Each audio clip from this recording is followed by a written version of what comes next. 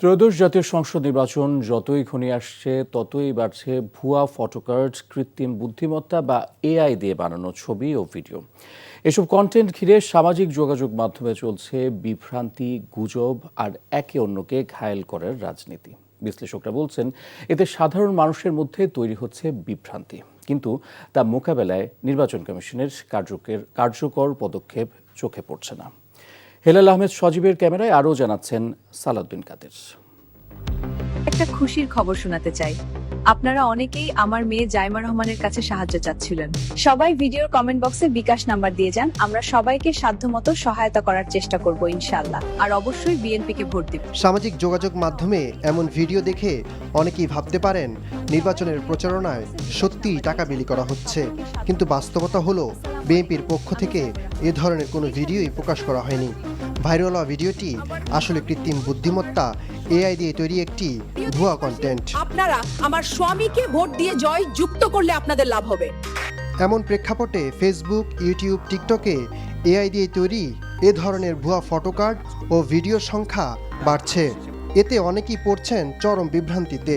সাধারণ মানুষ সহজে বুঝতে পারছেন না কোনটা সত্য আর কোনটি এআই দিয়ে তৈরি। শত্রুরা রাষ্ট্র চালাতে পারে না, এবার জনগণ জেগেছে। এসব ভুয়া কন্টেন্টকে সত্য ধরে কোনো রাজনৈতিক দল আবার বিবৃতিও দিচ্ছে, যা পরে প্রমাণ হচ্ছে সম্পূর্ণ ভিত্তিহীন। ফলে বিভ্রান্ত হচ্ছে ভোটার, ঘোলাটে হয়ে উঠছে নির্বাচনের পরিবেশ।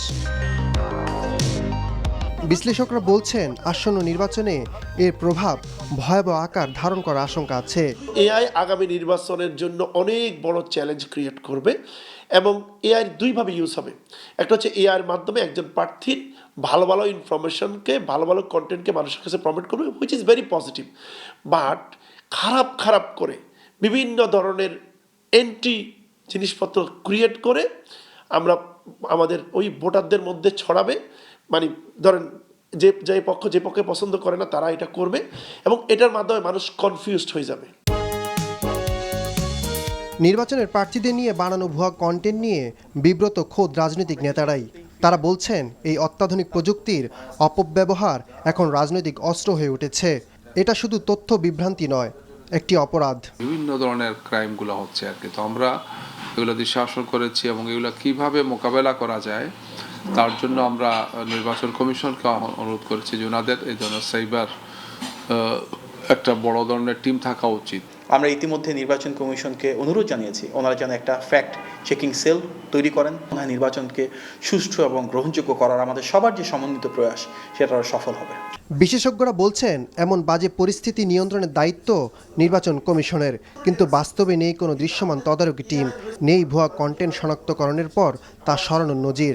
নির্বাচন কমিশনের একটা নীতিমালা দরকার, তারা কিভাবে সোশ্যাল মিডিয়া এবং এআই কন্টেন্টকে ওরা এন্ডোর্স করবে। না হলে আগামী নির্বাচনে AI will be a huge influencer for good আর ব্যাড সাইড।